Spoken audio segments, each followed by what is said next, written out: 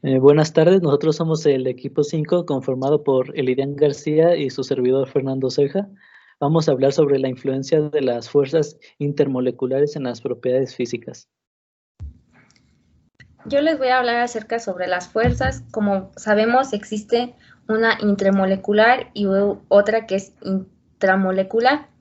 La intramolecular, como bien dice, es la que está dentro de las moléculas cuando tenemos dos átomos que van a estar en interacción. Estos se mantienen juntos a los átomos de una molécula, así como también lo estabilizan a las moléculas individuales.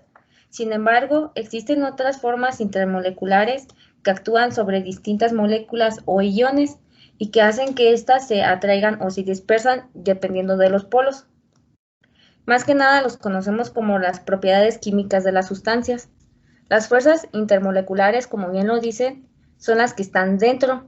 Estas pueden separar las moléculas, lo hacen de dos formas, de enlaces asociados, como el enlace covalente o las fuerzas de Van der Waals. La fuerza intermolecular pues nos dice que estas son más débiles que el enlace químico. Sabemos que son electrostáticas y nos determinan las propiedades físicas de la sustancia, o sea, quiere decir las características que vemos por fuera. Un ejemplo muy claro es el átomo, la molécula de agua, que sabemos que está formado por dos átomos de hidrógeno y un átomo de oxígeno, y estos están enlazados pues con un enlace covalente.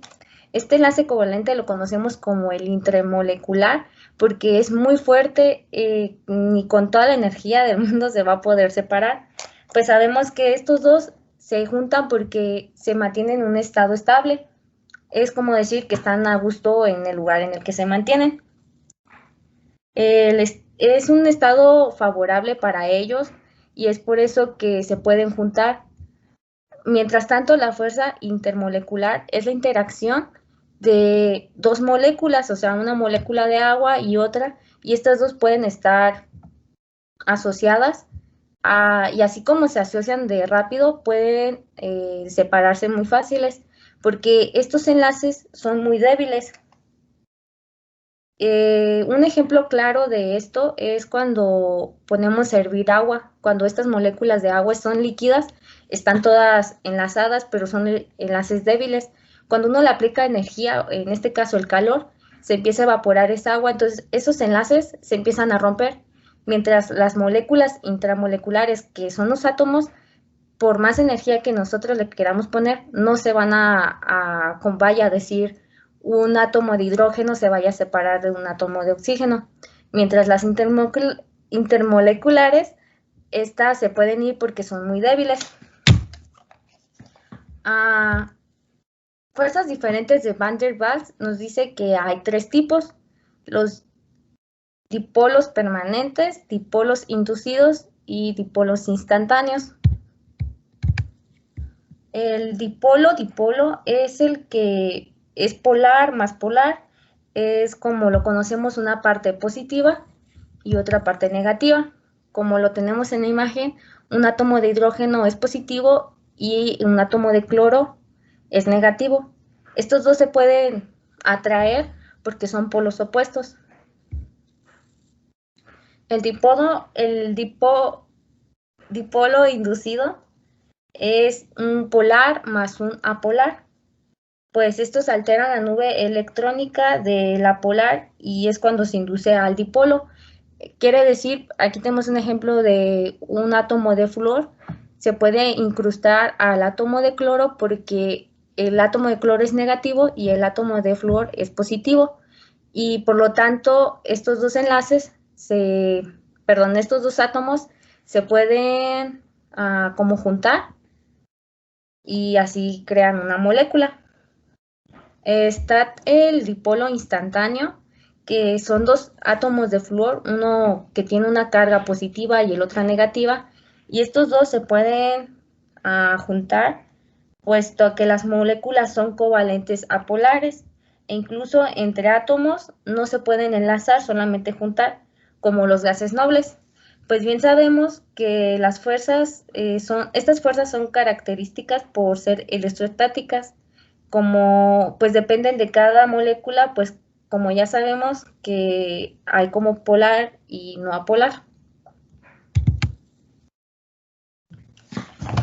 Bueno, cuando se rompen estas fuerzas es que se termina provocando los cambios en las propiedades de la materia.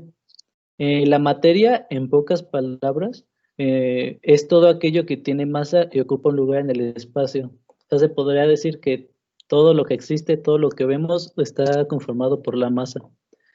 Por la materia, perdón. La materia tiene 4 propiedades fundamentales, que serían masa, energía, espacio y tiempo.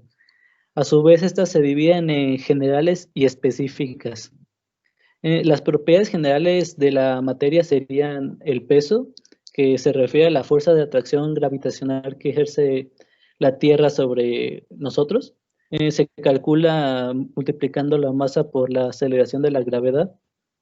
Tenemos también el volumen, que es el espacio que ocupa un cuerpo. Se calcula masa sobre densidad. La inercia, que sería la resistencia que presenta un objeto cuando se le quiere cambiar su estado de aceleración.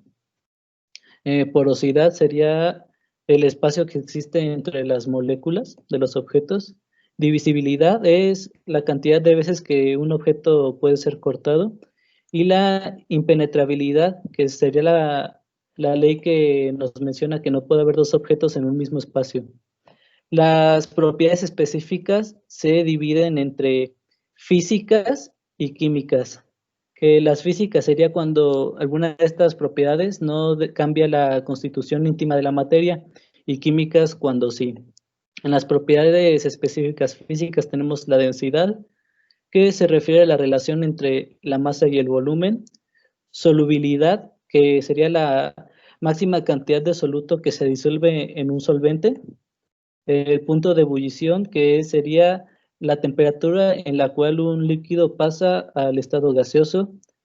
Punto de congelación, la temperatura a la cual un líquido pasa a estado sólido.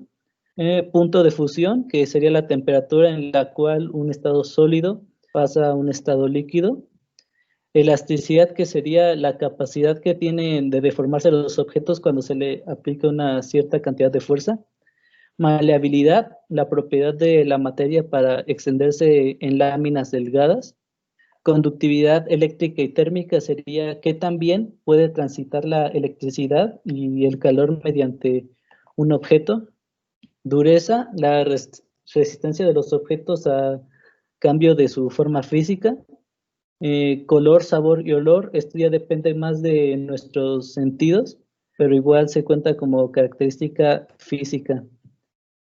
En las características químicas tenemos la acidez y basicidad, que se relacionan directamente con el potencial de hidrógeno de los objetos. El poder oxidante se refiere a la capacidad de las sustancias para promover la oxidación de otras mediante la ganancia de los electrones. Poder reductor sería parecido, solo que promueve la reducción de otras mediante una donación de electrones. Combustibilidad sería la capacidad que tiene una sustancia para liberar energía cuando se encuentra en presencia de oxígeno, que pues provoca el fuego. Reactividad química sería la capacidad de una sustancia para modificar su estructura interna.